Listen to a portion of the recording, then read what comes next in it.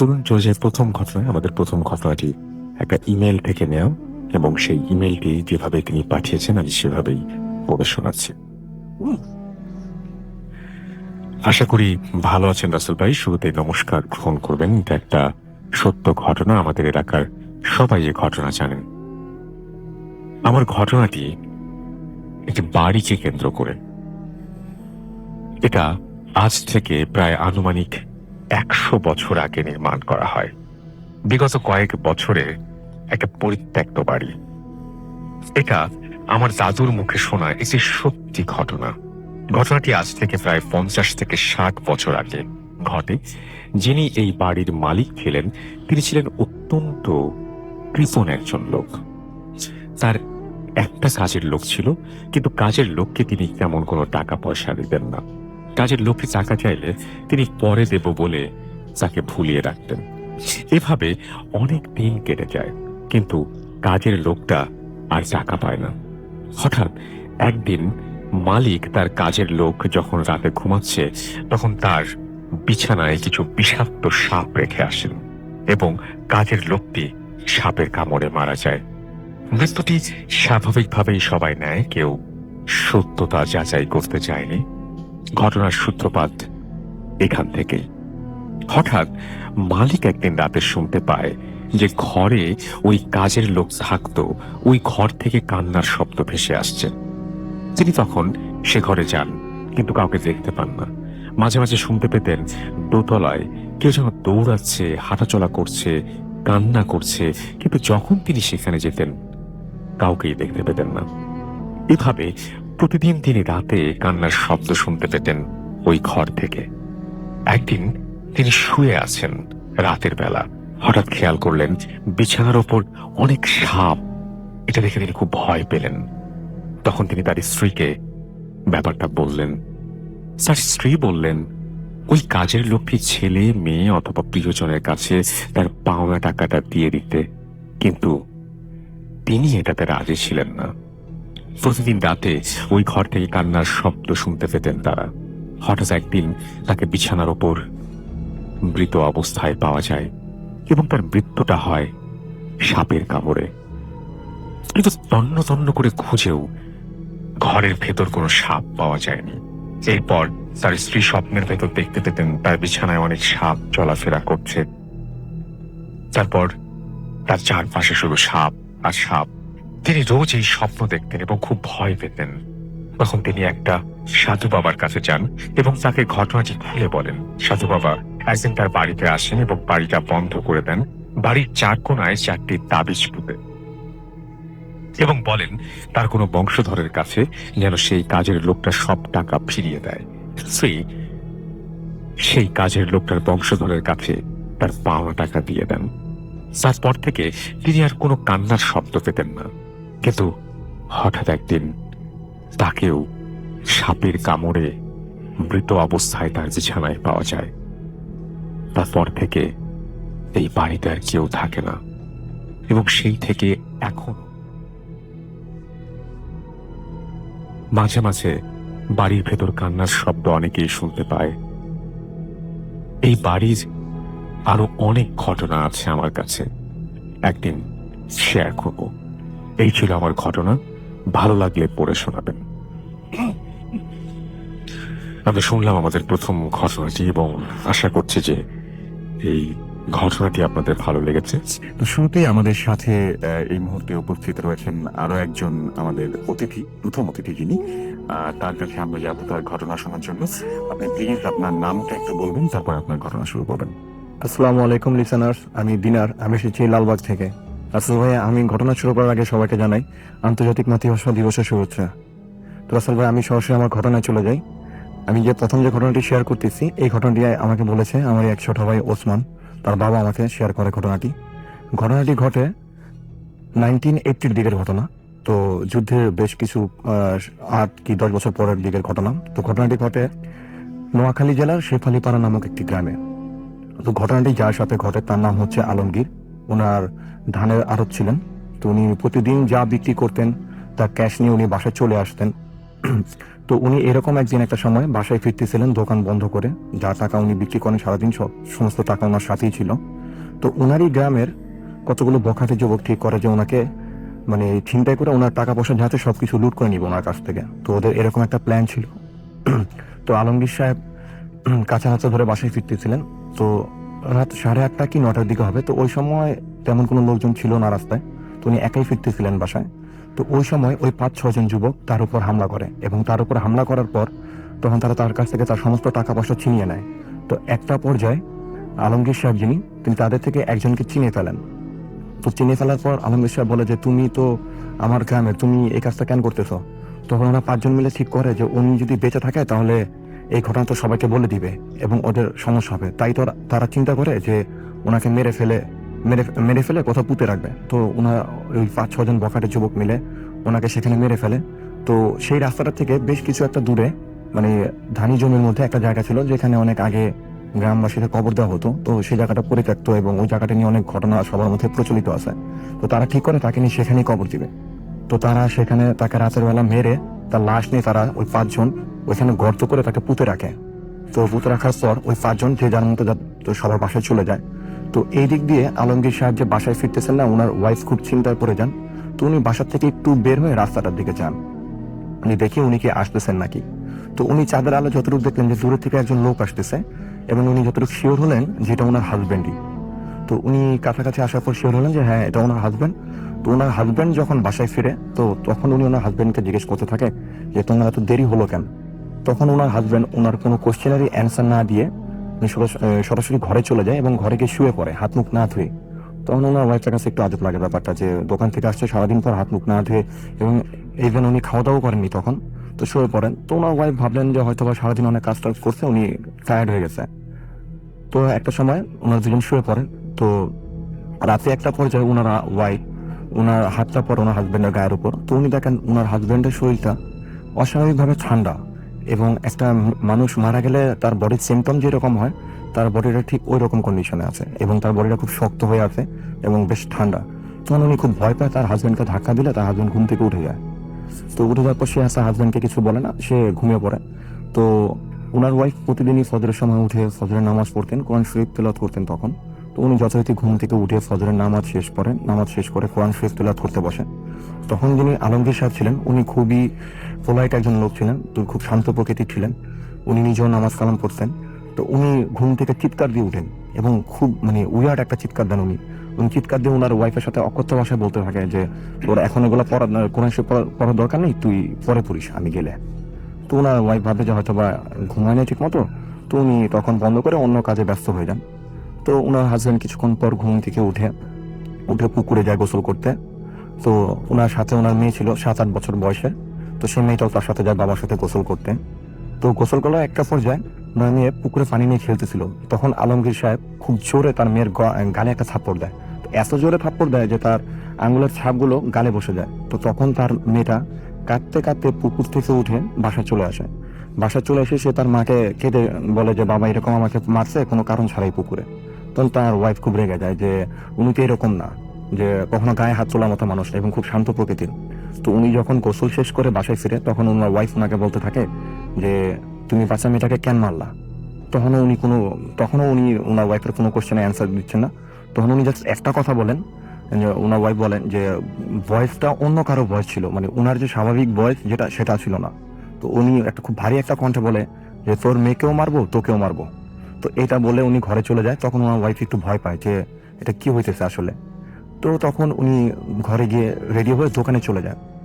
তো যখন উনি ওনার দোকানে যাচ্ছিলেন ওই রাস্তা দিয়ে, কাঁচা রাস্তা দিয়ে, তো সেই রাতে যে 5 জন যুবক তার উপর হামলা করছিল, যারা তাকে মেরে মাটিতে গর্ত করে পুঁতে রাখে, তারা যখন তাকে দেখে সবাই, তো তারা মানে খুব অবাক হয়ে যায় তাকে দেখার পর, যে তাহলে তারা রাতের বেলা কার উপর হামলা করলো, কার থেকে টাকা ছিনিয়ে নিলে এবং কাকে তারা মেরে সেই মাটিতে পুঁতে রাখছে। তো তারা খুব চিন্তায় পড়ে যায়। তো এইদিকে উনি যখন দোকানে যায়, তো আমাকে যিনি ঘটনা শেয়ার করেন ওসমানের বাবা, ওনার নাম হচ্ছে লাল মিয়া। তো ওনার দোকান ঠিক ওনার দোকানের 2-1টা দোকান পরেই ওনার দোকান ছিল। তো দোকানে যখন উনি ছিলেন আলমগীর সাহেব, তখন ওনার দোকানে কিছু কাস্টমার আসার পর একটা পর্যায়ে চা আনা হয় দোকানে। তো পাশের দোকান থেকে গরম চা আনার পর সবাই, ওসমানের বাবা তখন যিনি আমাকে ঘটনা শেয়ার করছেন উনি তখন পাশেই ছিলেন, তো উনি দেখলেন যে সবাই চায়ের মধ্যে ফু দিয়ে চা খাচ্ছিল, কিন্তু আলমগীর সাহেব যিনি, উনি সবাইকে মানে অবাক করার মতো উনি চাটা জাস্ট চায়ের কাপটা নিয়ে মানে ঠান্ডা পানি যেরকম আমরা নর্মাল পানি যেরকম আমরা মুখে ঢেলে খেয়ে ফেলি, তো উনি ওই রকম ভাবে সমস্ত চাটুকু খেয়ে ফেললেন কাপের। তো এটা দেখার পর ওসমানের বাবা তাকে জিজ্ঞেস করে যে তুই এত গরম চা কিভাবে খেলি। তো উনি তার কোশ্চেনের কোনো অ্যান্সার দেয়নি। তো তারপর উনি চলে যায়। তো উনি সেদিন দোকান টোকান শেষ করে বাসায় ফিরে, তো এইদিকে ওই যে 5 জন যুবক যারা তার উপর গত রাতে হামলা করছে, তো তারা চিন্তা করে যে ঠিক আছে আমরা দিনের বেলা আর দেখা যাবো না যে আমরা কাকে মারছিলাম, আমরা এক কাজ করি রাতের বেলা আবার সেই গর্তটা গিয়ে আবার ঘুরে দেখবো যে সেখানে আসলে আমরা কারে মারছিলাম কালকে রাতে। তো সেই 5 জন মিলে রাতের বেলা আবার যায়। তো 5 জন মিলে গিয়ে সেই কবর যখন আবার পুনরায় তারা খুঁড়তে শুরু করে, তো খোঁড়ার পর তারা দেখে যে সেখানে আলমগীরের লাশ। তো এটা দেখার পর রাসেল ভাই তারা 5 জনই খুব ভয় পেয়ে যায়। যে একজন হলে বুঝতে পারতো যে ভুল হয়েছে তাদের সাথে কিছু, কিন্তু 5 জনই খুবই ভয় পেয়ে যায় এবং সবাই চিন্তা করে যে আসলে তাদের সাথে কি হইতেছে। তারা গত ওনার উপর হামলা করছে, ওনাকে মারছে, আর আজকে দেখতেছে উনি আবার ঠিক মতো বাসা যেতে দোকানে যেতেছে, আসলে ব্যাপারটা কি হইতেছে। তো এইদিকে সেকেন্ড নাইটে যখন উনি বাসায় আসেন রাতের বেলা, তখন উনি বাসায় যেহেতু সকালে ওনার ওয়াইফের সাথে ওনার একটু ঝগড়া হয়, তো উনি এসে ঘুমিয়ে পড়েন। তো রাতে যখন ওনার ওয়াইফ ফজরের ঠিক একটু আগে উঠেন, তো উনি উঠার সময় দেখেন ওনার হাজবেন্ডের গায়ে হাত দিয়ে দেখেন ওনার হাজবেন্ডের শরীর আবার গত রাতের মতো ঠান্ডা এবং শক্ত হয়ে আছে। তো উনি খুব ভয় পেয়ে যান, উনি ভাবছেন হয়তো বা ওনার হাজবেন্ডের শরীর টরীর খারাপ হলো কিনা। তো উনি ফজরের নামাজ শেষ করে ওনাদের গ্রামে একজন গ্রাম্য ডাক্তার ছিলেন, উনি ওনার বাসায় চলে যান। তো বাসায় গিয়ে বলেন যে এরকম ওনার হাজবেন্ডের শরীর খারাপ, কিন্তু চলেন আমার সাথে। তখন সেই ডাক্তার তার সাথে আসেন ফজরের নামাজ শেষ করে। তো বাসায় আসার পর তখন আলমগীর সাহেব বাসায় ছিলেন, উনি ঘুমিয়েছিলেন। তো উনি যখন এসে ওনার হাজবেন্ডকে দেখেন, তো উনি ওনার হাজবেন্ডকে ধরে যতটুকু বুঝেন যে ওনার বডির কন্ডিশনটা ছিল একটা মৃত মানুষের বডির কন্ডিশনের মতো, যে ওনার বডির সিমটম গুলো ছিল একটা মৃত মানুষের বডির সিমটমের মতো। তো উনি তখন যখন ওনাকে দেখতেছিলেন, তো তখন একটা সময় আলমগীর সাহেব ঘুম থেকে উঠে যান। তো উনি উঠে যাওয়ার পর উনি আর কোনো কিছু বলেননি। তো উনি যাতে বের হওয়ার সময় ওনার ওয়াইফকে বলে বের হয়ে যে আপনি এক কাজ করেন, ওনাকে কোনো একটা হুজুর বা কবিরাজ দেখান, ওনার অন্য কোনো সমস্যা হইতে পারে আমার মনে হয়। তো এটা বলে ডাক্তার চলে যায়। তো এদিক দিয়ে উনি আবার দোকানে চলে আসেন। তো রাসেল ভাই এর মাঝখানে উনি কিন্তু এই 2 দিনের একদিন উনি বাসায় কোনো খাওয়া দাওয়া করেননি এবং কার সাথে কোনো কথাবার্তা বলেননি তেমন একটা। তো ওই যে 5 জন যুবক যারা তার উপর হামলা করে, তো তারা চিন্তা করে যে এই ঘটনাটা তারা কাউকে বলবে, এবং কাকে বলবে কে, কারণ এটা বললে হয়তো তারা নিজেরাও ফেসে যেতে পারে। তো তারা চিন্তা করে তাদের এলাকায় একটা মসজিদ ছিল, সেই মসজিদের একজন ইমাম সাহেবকে গিয়ে তারা ঘটনাটা বলে এবং তাকে অনেক রিকোয়েস্ট করে প্রথমে যে হুজুর আপনি কাউকে বলবেন না, আপনাকে আমরা একটা ঘটনা বলবো। তখন হুজুর বলে যাতে ঠিক আছে বলো কি হয়েছে। তখন ওরা ওই হুজুরকে পুরো ঘটনাটা খুলে বলে যে হুজুর এরকম এরকম হয়েছিল, আমাদের ঘরে একটা ভুল হয়ে গেছে, আমরা তো পরে আলমগীরকে মেরে মাটিতে পুঁতে রাখি। তখন হুজুর বলে যে আচ্ছা ঠিক আছে, তোমরা তাহলে এক কাজ করো, আমাকে দেখাও তোমরা ওকে কোথায় পুঁতে রাখছো। তো এই বলার পর হুজুর যেহেতু সকালবেলা বা বিকেলের দিকে গেলে অনেকে দেখতে পারে, সন্দেহ করতে পারে, তাই তারা ঈশ্বরের নামাজ শেষ করে হুজুরকে তাদের সাথে করে সেখানে নিয়ে যায় সেই জায়গাটায়। তো সেই জায়গাটা যাওয়ার পর যখন তারা গর্ত খুঁড়ে আবার পুনরায় থার্ড টাইম যখন, তখন তারা খুব বেশি গর্ত খুঁড়ে, যে কিন্তু তারা মানে সেখানে আলমগীরের লাশ আবিষ্কার করতে পারেনি 5 জনই, এবং তারা অনেক বেশি গর্ত করে যে হয়তো বা একটু নিচে পড়ছি নাকি, কিন্তু তাদের স্পষ্ট মনে ছিল তারা তেমন একটা গর্ত করেনি 2 কি 3 হাতের মতো। তো যাই হোক, সে হুজুর বলে যে কোথায় কোনো এখানে তো কোনো লাশই নেই, আপনারা শুধু শুধু মিথ্যা কথা বলে আমাকে নিয়ে আসছেন। তো এটা বলার পর ওই 5 জন আরো বেশি ভয় পেয়ে যায় যে আসলে তাদের সাথে কি হইতেছে। তো এইদিকে তারপরের দিন উনার ওয়াইফ ঠিক করে যে যেহেতু ডাক্তার বলছে ওনার হাজবেন্ড একটু অন্য কোনো সমস্যা, আর উনি নিজেও দেখতেছেন যে ওনার হাজবেন্ড কয়েকদিন ধরে মানে আনইউজুয়াল বিহেভিয়ার দেখাচ্ছেন সবার সাথে। তো ওনার হাজবেন্ড সেই হুজুরের কাছেই যায় যে হুজুরের কাছে এই 5 জন গিয়েছিল প্রথমে। তো সেই হুজুরকে গিয়ে বলে যে হুজুর এরকম আমার হাজবেন্ড কয়েকদিন যাবত একটু উইয়ার্ড ব্যবহার করতেছে, সবার সাথে কথা বলতেছে না, ঠিক মতো খাওয়া দাওয়া করতেছে না উনি 2-3 দিন যাবত। তখন সেই হুজুর বলে যে আচ্ছা ঠিক আছে, উনি একটু পানি পরা দিয়ে দেন এবং একটা তাবিজ দিয়ে দেন সাথে করে, যে তাবিজটা ওনার হাতে দিয়ে দিবেন আর এই পানিগুলো 3 বেলা খাওয়াবেন ওনাকে। তো ওটা নিয়ে আসার পর উনি ওনার হাজবেন্ডকে দিলে, ওনার হাজবেন্ড সে পানি মানে ওনার হাজবেন্ডকে উনি এটা পর্যন্ত বলেনি যে এটা পরা পানি বা কোনো কিছু, উনি যে পানি দেয় ওনার গ্লাসে, ওনার হাজবেন্ড সেই গ্লাসটা নিয়ে ছুঁড়ে ফেলে দেয় এবং তুমি আর ওই সেই তাবিজ আর হাতে দেয়নি। তো এই ঘটনার পরের রাতের যে ঘটনাটা ঘটে, সেদিন রাতে উনি আর ওনার ওয়াইফ দুজনই ঘুমিয়েছিলেন। তো রাত 3টা বা তার একটু পরে হবে, ওনার ওয়াইফের ঘুম ভেঙে যায়। তো উনি ঘুম ভাঙার পর দেখেন যে ওনার হাজবেন্ড বেডে নাই। তো উনি ভাবছেন হয়তো বা ওনাদের রান্নাঘরটা ছিল রুমের শেষের একটা অংশে এবং ওই রুম দিয়ে যাওয়া যেত সে রান্নাঘরে, রুমের ভিতর দিয়ে রান্না করতে যেতে হতো সেই রুমে। তো ওনার ওয়াইফ ভাবলেন উনি অথবা সেখানে গেছেন। তো উনি দেখলেন যে রুমের দরজার যে খিলটা দেওয়া ছিল ওটা ভিতর দিয়ে লক করা ছিল। তো উনি ভাবলেন যে সেখানে গেছেন। তো উনি সেখানে গিয়ে তাকে পায়নি, তো ভাবছেন তো তাদের যে রুমটা ছিল, রুমটা একটু বড় আকৃতির রুম ছিল, মাঝখানে অর্ধেক পার্টিশন দেওয়া ছিল। তাদের যে মেয়েটা ছিল সেই মেয়েটা ওই ওই পাশটায় ঘুমাতো খাটের মধ্যে। তো উনি ভাবলেন যে ওই রুমে গেছে নাকি তার হাজবেন্ড। তো এটা ভেবে উনি ওই রুমে যান। তো কুপি ছিল ওনার হাতে তখন। তো উনি সেটা হাতে নিয়ে গিয়ে দেখেন যে তার হাজবেন্ড তার মেয়ের দিকে তাকে দাঁড়িয়ে আছে। উনি পিছন দিক থেকে দেখে যেটা বুঝেন। তো এটা বলার পর উনি তাকে বলেন যে এত রাতে এখানে দাঁড়ায় কেন আছো, রুমে চলো ঘুমাবা। তো এটা বলার পর আসলে যখন উনি ওনার হাত ধরে টান দেন, তখন উনি যেটা দেখেন সেটা হচ্ছে যে উনি খুব বিভৎস একটা চেহারা দেখতে পান ওনার হাজবেন্ডের। সেটা হচ্ছে যে উনার চোখের মানে সাদা কোনো অংশ ছিল না, পুরো চোখটাই ছিল কালো। এবং এটা দেখার পর আসলে উনি খুবই ভয় পেয়ে যান এবং ভয় পেয়ে সেখানে সেন্সলেস হয়ে যান। তো সেন্সলেস হয়ে যাওয়ার পর সকালবেলা যখন ওনার সেন্স ফিরে, উনি দেখেন যে বাসাভর্তি লোকজন, এবং উনি দেখেন যে ওনার যে মেয়েটা ছিল সেই মেয়েটার বেঁচে নেই, সে মারা গেছে। এবং তার কন্ডিশনটা ছিল এরকম যে তার তার মেয়ের যে ফেসটা ছিল, মেয়ের ফেসটা খুব কালচি হয়ে গেছিল, এবং যেটা বালিশ চাপা দিয়ে মারলে বা অন্য কোনো এনিহাও মারলে যেরকম একটা হয়, মানে স্বাভাবিক মৃত্যু যেটা ছিল না। তো এটা ঘটার পর আর উনিও কাউকে বলতে পারতেছিলেন না যে উনি গত রাতে ওনার হাজবেন্ডকে দেখছে ওনার মেয়ের রুমে। তো এই ঘটনার পর সেদিন খবর দেওয়ার পর উনি ওনার মায়ের বাসা চলে যায়। তো উনি ওনার মায়ের বাসায় চলে গিয়ে ওনার মা বাবাকে বলে পুরো ঘটনা খুলে বলে, এবং উনি ঠিক করে যে উনি ওনার হাজবেন্ডের সাথে থাকবে না, উনি ওনার হাজবেন্ডকে খুবই ভয় পাইছে। তো এদিক দিয়ে রাসেল ভাই এই ঘটনা ওনার বাসারই একজন গিয়ে সে হুজুরকে বলে যে হুজুর এই ঘটনা ওনার ওয়াইফ তো এটা দেখছে। তখন সেই হুজুর সে 5 জনের কথা বিলিভ করতে শুরু করে যে আসলে হয়তোবা তারা তাকে মেরে ফেলছে, এটা খারাপ কোনো জিনিস, কোনো খারাপ আত্মা তার রূপ ধরে আছে। তো ওই হুজুরটা করে কি, উনি মাদ্রাসায় যে হুজুরের কাছে পড়তেন তাদের পাশের এক গ্রামে, সেই হুজুরকে গিয়ে পুরো ঘটনা খুলে বলেন তার পরের দিন। তো তার ওই বড় হুজুর, উনি খুব বয়স্ক একজন হুজুর ছিলেন। তো ওনাকে পুরো ঘটনা বলার পর উনি বলে যে আচ্ছা ঠিক আছে, আমি তোমার সাথে যাবো কালকে সে বাসায়। তো সেই প্ল্যান মতো তারা তাদের বাসায় আসে। তারপর ওই দিনটা ছিল ফ্রাইডে ছিল, শুক্রবার থাকাকালীন, তো শুক্রবার ছিল বলে এই আলমগীর সাহেব দোকানে যান, উনি বাসায় ছিলেন। তো বাসায় আসে, তো উনি যখন বড় হুজুরটা যখন ওই বাসায় প্রথম পা রাখেন, তুমি পা রাখার সঙ্গে সঙ্গে উনি বুঝে যান যে এই বাসায় খারাপ অশরীরী কোনো কিছু একটা আছে। তখন যে ইমাম সাহেব ওনাকে যে নিয়ে আসেন, ওনাকে বলেন যে ওনার জন্য কিছু লাল কাপড়ের টুকরো নিয়ে আসতে। তো আনার পর রাসেল ভাই এবং একটা কাঁচের বোতল নিয়ে আসে তার জন্য। উনি বাসার 3 কোণায় 3টা গর্ত করে সেগুলো পুঁতে দেয়, এবং চারদিকে গর্ত না করে, কারণ উনি বাসাটা বন্ধ করে নাই এই জন্য যে বাসা বন্ধ করে দিলে বাসার ভিতরে যে অশরীরটা আছে সেটাকে বের করা যাবে না বাসা থেকে, এই জন্য উনি একটা দিক খোলা রাখেন।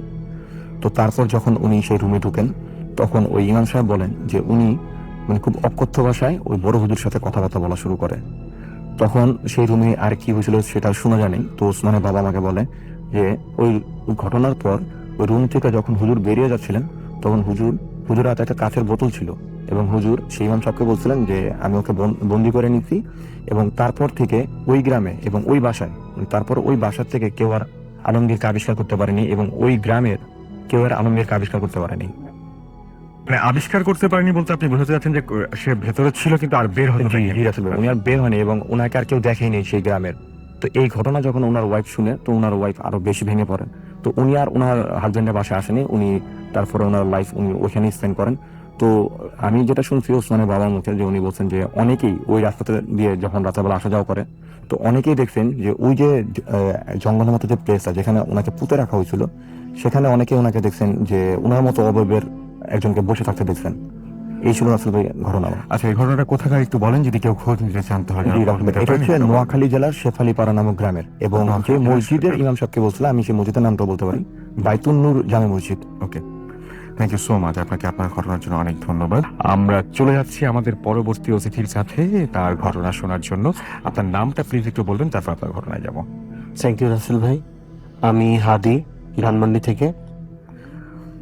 সরাসরি আমার ঘটনা চলে যাচ্ছি। আমার ঘটনাটা বেসিক্যালি গাজীপুরের কোনো একটা জায়গাটার নাম স্পেসিফিকলি বলতে চাচ্ছি না আমি। তো আমি মূলত আর্কিটেকচার স্টুডেন্ট।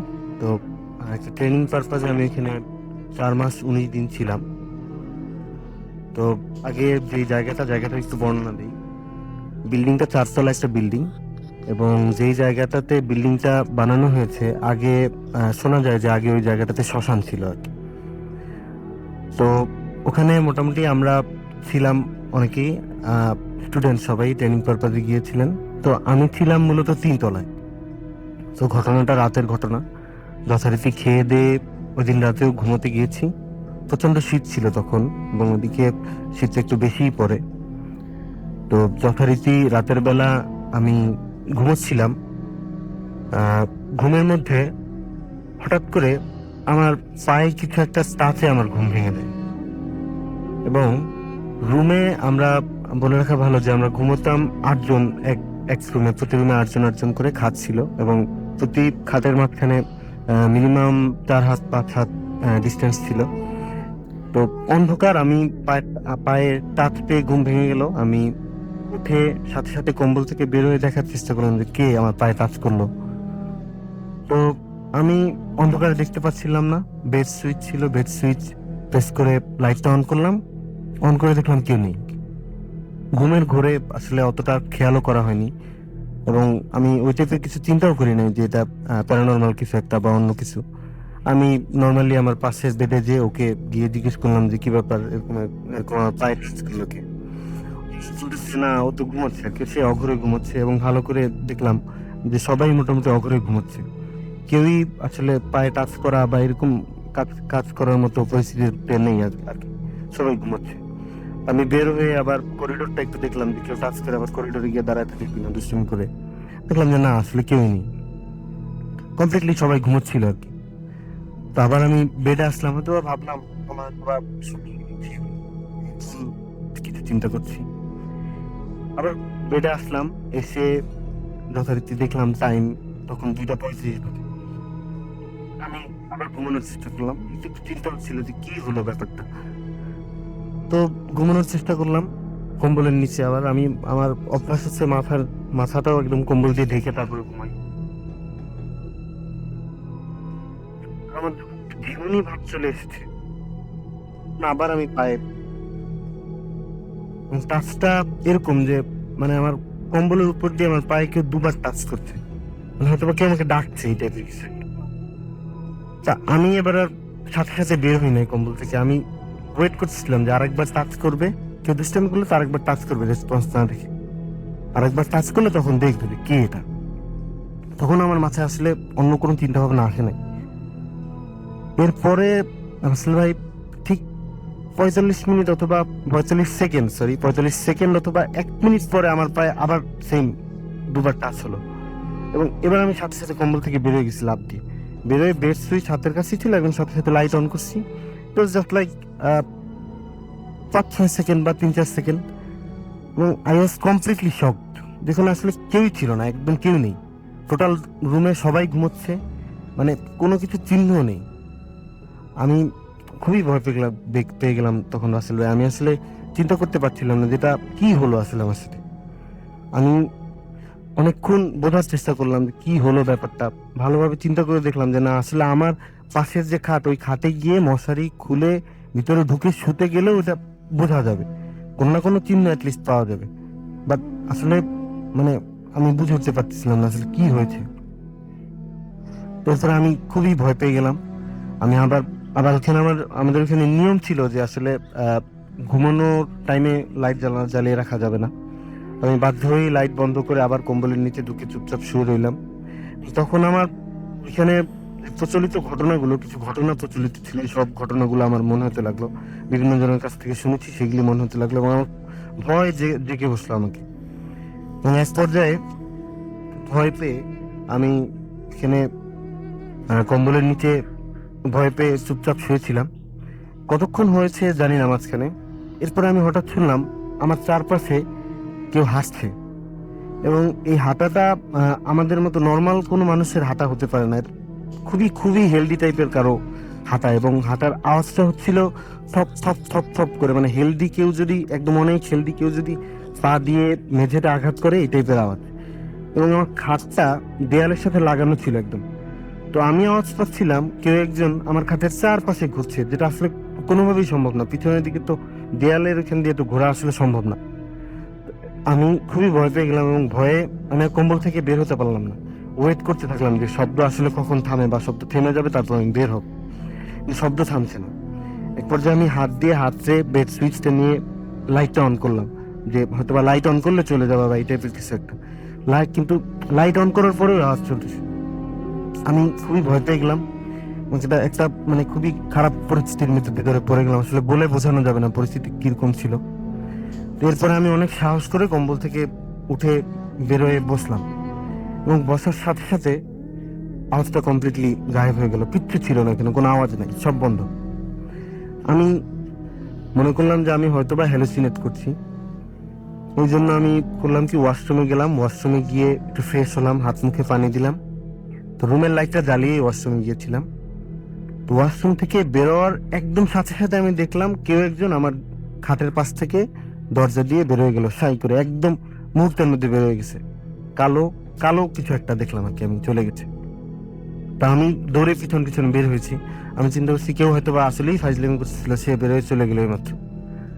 তা আমি জাস্ট বেরোলাম, বেরোয় দেখলাম একটা মানুষ আকৃতির মতোই, মানুষেরই হাইট হবে, নর্মাল একটা মানুষের হাইট হবে, সে কালো চাদর দিয়ে সম্পূর্ণ মোড়ানো, একদম পা থেকে মাথা পর্যন্ত, করিডোরের আলোতে দেখা যাচ্ছিল, করিডোরের লাইটের আলোতে, যে সে করিডোরের শেষ প্রান্তে দাঁড়িয়ে।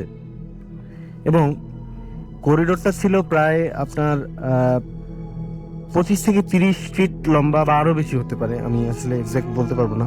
বাট সে করিডোরের একদম শেষ মাথায় দাঁড়িয়ে মাথা নিচু করে মাথা নাড়ছে। আমরা না বলার সময় যেরকম মাথা নাড়ি, ওই টাইপের সে নিচের দিকে তাকিয়ে একদম নিচের দিকে মাথা করে সে মাথা নাড়ছে। এবং ওই করিডোরের শেষ মাথায় এত কম সময়ে আসলে কোনো কিছুর পক্ষে যাওয়া সম্ভব কিনা আমার আসলে আইডিয়া নেই। তো আমি আর সামনে আগানোর সাহস পেলাম না। আমি সাথে সাথে নিচে চলে গেলাম আমাদের ট্রেনারের রুমে। ট্রেনারকে ব্যাপারটা বললাম, উনি আমার সাথে উপরে আসলেন লাইট নিয়ে, খুঁজলেন চারদিকে, সব জায়গায় খুঁজলাম, বাথরুম, রুম, সব জায়গায় খুঁজলাম, কোথাও কিচ্ছু পেলাম না। কোথাও সবাই ঘুমোচ্ছে, কেউ কোথাও কারো কোনো সাইন নেই এরকম কারো কোনো, সবাই ঘুমোচ্ছিল, অঘরে ঘুমোচ্ছে। তো রাসেল ভাই এরপরে ওখানে আরো ছোটখাটো কিছু ঘটনা ঘটে, কিন্তু এরপরে ওইখানে আমি ট্রেনিংটাও কমপ্লিট করতে পারিনি, 4 দিনের মাথায় চলে আসি। তো রাসেল ভাই আসলে এর কোনো লজিক আজকে পর্যন্ত, এখন পর্যন্ত আমি খুঁজে পাইনি, খোঁজার চেষ্টাও করিনি। আর এরপরে এরকম কিছু আমার সাথে আর ঘটেওনি। এই ছিল রাসেল ভাই আমার ঘটনা। ধন্যবাদ। অনেক ধন্যবাদ আপনাকে আপনার ঘটনার জন্য আমাদের প্রথম অতিথির কাছে, এবং প্রথম ঘটনাটি তার অনেক বেশি প্রশংসিত হয়েছে। দেখা যাক দ্বিতীয় ঘটনাটি কেমন হয়। আপনার নামটা প্লিজ আর একবার বলবেন, তারপরে আপনার ঘটনায় যাব। ধন্যবাদ রাসেল ভাই আপনাকে আমাকে আরেকবার সুযোগ দেওয়ার জন্য। হাই লিসনার্স, আমি দিনার, আমি এসেছি লালবাগ থেকে। আসলে আমার সেকেন্ড যে স্টোরিটা, এটা আমাকে শেয়ার করেছে নুরুল ইসলাম আঙ্কেল। তো ঘটনাটি আমাদের পুরনো ঢাকার আজিমপুর গোরস্থানকে নিয়ে। তো আমি ঘটনা বলার আগে বলে রাখি, তো ওই আজিমপুর কবরস্থানের যারা পুরাতন স্টাফ যারা রয়েছেন, তারা অবশ্যই যার সাথে ঘটনাটা ঘটেছে আমি যেটা বলবো তাকে অবশ্যই সবাই চিনেন। তো তার নাম হচ্ছে সোনা মিয়া। তো আসলে আমি সরাসরি সোনা মিয়ার ঘটনায় চলে যাই। তো ওনার পেশাটা ছিল এরকম যে অনেক সময় দেখা যেত যে অনেক জায়গায় মানুষ মারা যাওয়ার পর গোসল করানোর লোকজনের ব্যবস্থা করতে পারতেন না, বা অনেক মেডিকেল কেসের বিভিন্ন লাশ টাশ আসতো কবরস্থানে, তো তাদেরকে আমাদের আজিমপুর কবরস্থানের ভিতরেই গোসল করানো হতো। আমাদের এখনকার যে স্ট্রাকচারটা রয়েছে, যেখানে জানাজা ঘরটা আছে তার পাশেই, তার যাওয়ার সময় কবরস্থানে ঢোকার পর হাতের ডান দিকেই পড়ে সেই লাশ গোসল করার স্থানটা, এবং বাম দিকে হচ্ছে জানাজার স্থান।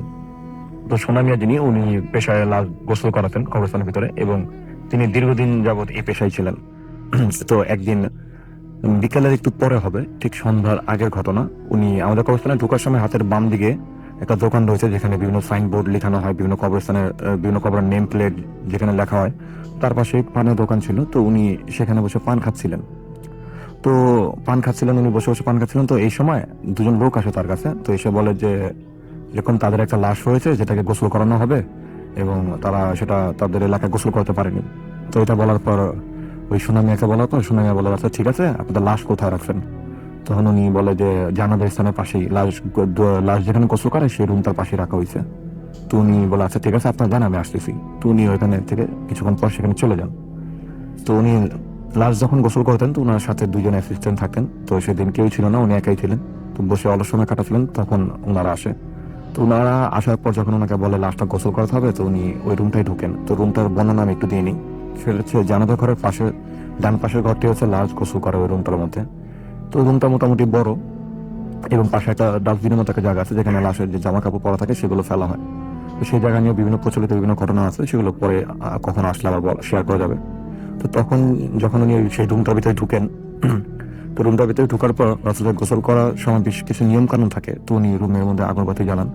তো জ্বালিয়ে উনি লাশটাকে যখন গোসল করায় তো তখন সাবান গুলিয়ে একটা পানি করা হয়, তো সে পানিটা দিয়ে লাশটাকে গোসল করানো হয়।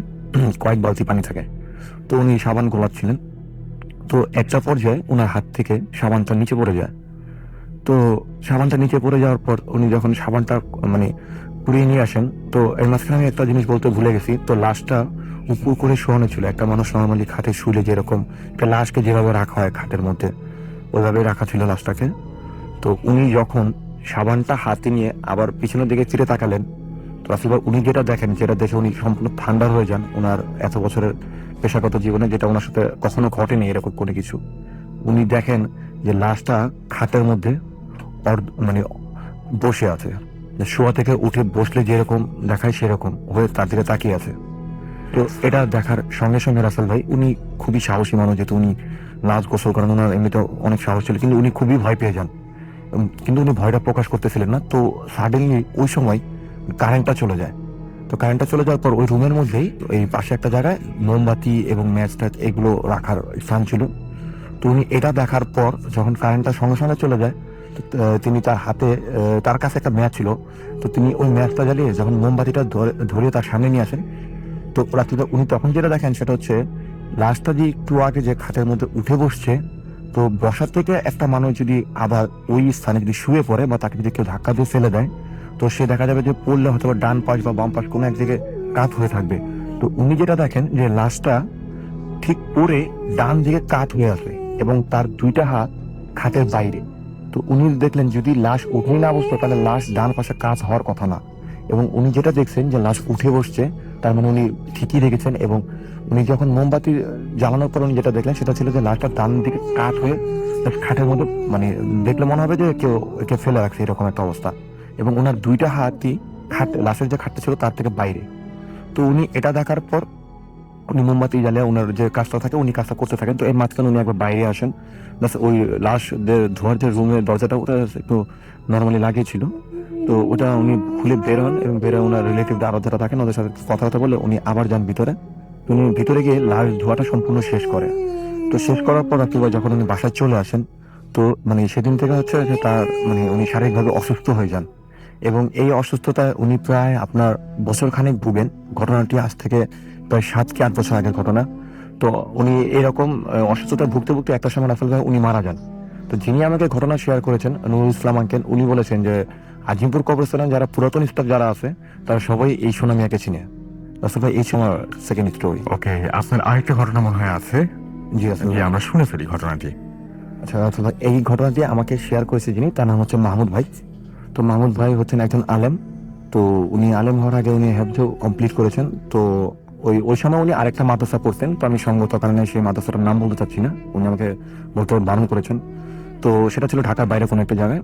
তো ওই প্রতিটা মাদ্রাসারই হেফজখানার বেশ কিছু নিয়ম থাকে, যে সেটা হচ্ছে যে সকল স্টুডেন্ট যারা পড়া মনে রাখতে পারতো না তাদের জন্য স্পেশালি এই নিয়মটা ছিল যে তারা তাহাজ্জুদের নামাজের সময় ঘুম থেকে উঠে তাহাজ্জুদের নামাজ শেষ করে ঠিক ফজরের নামাজের আগ পর্যন্ত পড়াশোনা করবে যার যার রুমে।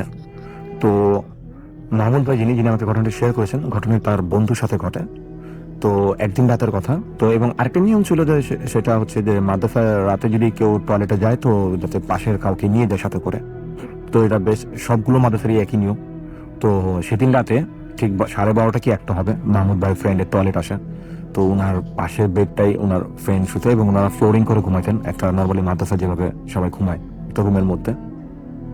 তো তার ফ্রেন্ডটা তাকে বলে যে মাহমুদ আমার তো টয়লেট চাপছে, তুই তো আমার সাথে চল। তো মাহমুদ ভাই প্রথম খুব একটু বিরক্ত হয়, কিন্তু তারপর উনি ওনার সাথে যায়। ফ্রেন্ড ওনার খুব ভালো ফ্রেন্ড ছিল মাদ্রাসা লেভেলে। তো উনি ওনাকে নিয়ে বের হয়। তো ওনাদের মাদ্রাসাটার বর্ণনা আমি একটু দিইনি, যে সেটা হচ্ছে যে মাদ্রাসাটার ওই বিল্ডিংটা মাত্র নতুন করা হয়েছে। ওনারা যে বিল্ডিংটার মধ্যে ছিলেন একতলা একটা বিল্ডিং, এবং ঠিক তাদের অপোজিটে টয়লেটটা ছিল, অনেকগুলো টয়লেট একসাথে ছিল। তো উনি ওনার ফ্রেন্ডকে নিয়ে রুম থেকে বেরোয় সেদিকে হাঁটা দেন। তো সেদিকে হাঁটা দেন, মাঝখানে মাঠের মতো একটা প্লেস, তেমন একটা বড় না।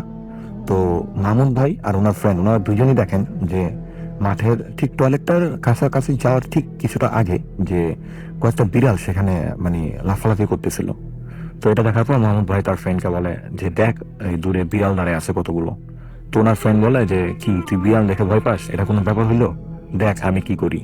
তো এটা যখন বলে যে দেখ আমি কি করি, তো উনি মাহমুদ ভাই ফ্রেন্ড দৌড় দিয়ে গিয়ে একটা বিড়ালকে খুব জোরে একটা লাথি দেয়।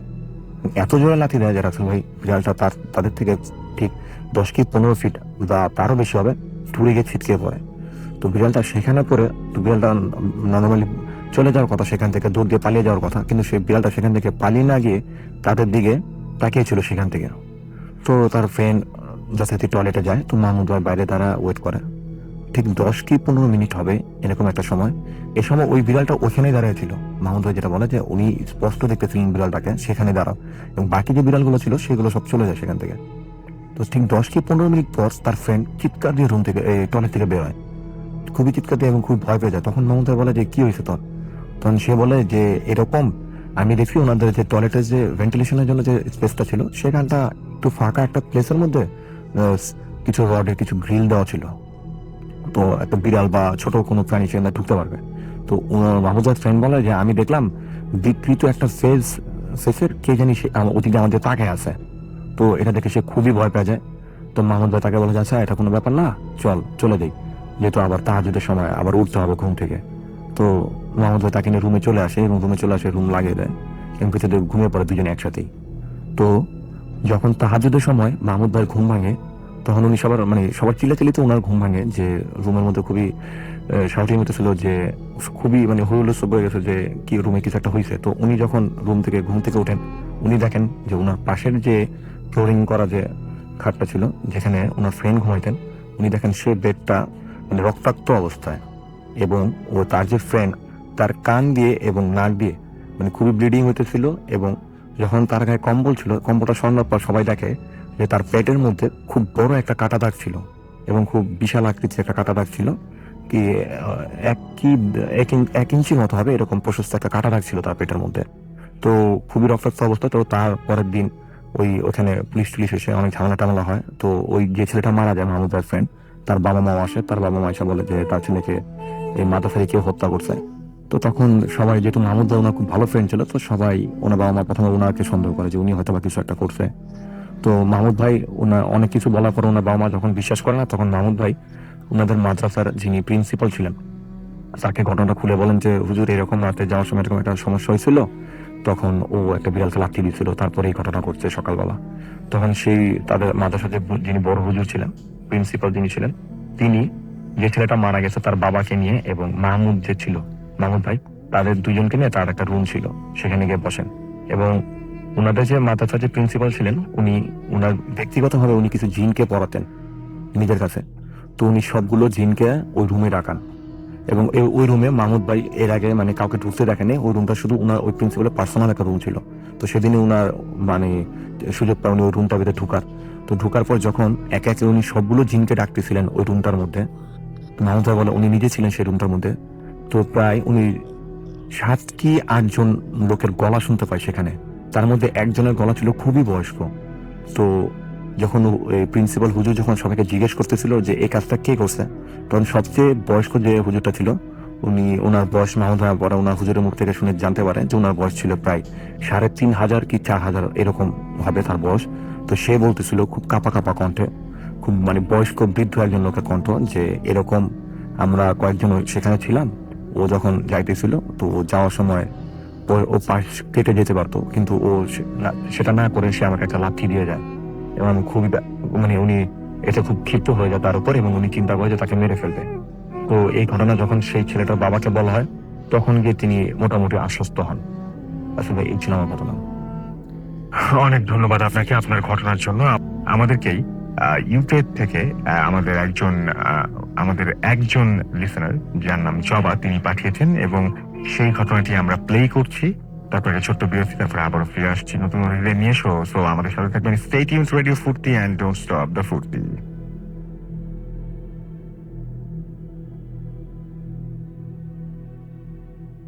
আসসালামু আলাইকুম রাসেল ভাই, আমি জবা বলছি লন্ডন থেকে।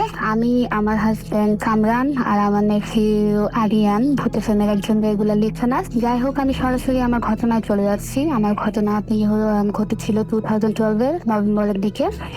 আমরা যে বাসাটাতে থাকতাম সেই বাসাটার বর্ণনা আমি দিয়ে দিই। বাসাটাতে ঢুকছেই প্রথমে একটা করিডোরের মতো, তারপরে আমার বেডরুম ছিল, তার পাশ দিয়ে একটু হেঁটে গেলে আরেকটা ছোট্ট করিডোর, ওখানে ওয়াশরুম, তারপরে সিটিং এবং তারপরে কিচেন। তো বাসার সাথে যাওয়ার পর থেকে আমার যে সমস্যাটা হচ্ছিল, বাসাটি আমার নর্মালি আমার খুব পছন্দ হয়েছিল। তো প্রথম দিকে আমি অতটা বুঝতে পারিনি ঘটনাগুলো, বাট কিছুদিন পর থেকে কিছু সমস্যা শুরু হতে লাগলো আমার সাথে। যেমন রাত 2টার সময় আমার রেগুলার ঘুম ভেঙে যেতে লাগলো, অকারণেই, কোনো শব্দ ছাড়াই।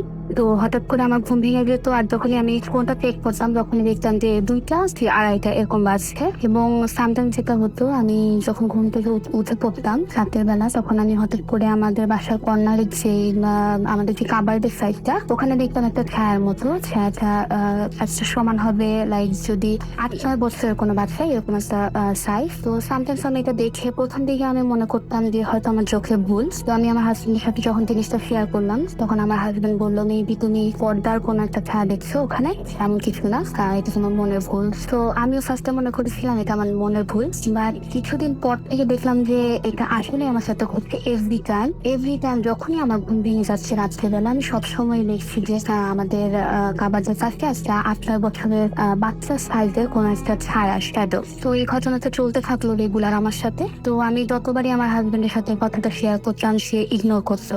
যাই হোক, এভাবে 1 মাস পার হয়ে গেল ওই বাসায়। কিছুদিন পরের কথা, একদিন রাত্রেবেলা আমরা একটা পার্টিতে ছিলাম। তো পার্টি থেকে আসলাম, আসার পরে আমার হাজবেন্ড বললো, তুমি ঘুমিয়ে পড়ো, আমি ঘুমিয়ে পড়ছি। তো সে শোয়ার সাথে সাথে এতটা আসছিল, সে ঘুমিয়ে পড়লো সাথে সাথে। তো আমার ঘুম আসছিল না, আমি জেগেছি। তো আমি খাটের সাধারণত ডান পাশে শুতাম এবং আমার হাজবেন্ড বাম পাশে। তো সাডেনলি আমি লক্ষ্য করলাম যে আমার ঘরে কিছু মুভমেন্ট হচ্ছে, লাইক কেউ হেঁটে যাচ্ছে। বা আমার ঘরে কেউ ছিল না, বেসিক্যালি আমি আর আমার হাজবেন্ড দুজনে থাকতাম বাসায়। তো আমি জিনিসটাকে চাপিয়ে দিলাম না। তো হঠাৎ করে আমি যখন ডান দিকে ফিরে শুনলাম, হঠাৎ করে আমি আমার মাথায় কারো হাতের স্পর্শ অনুভব করলাম।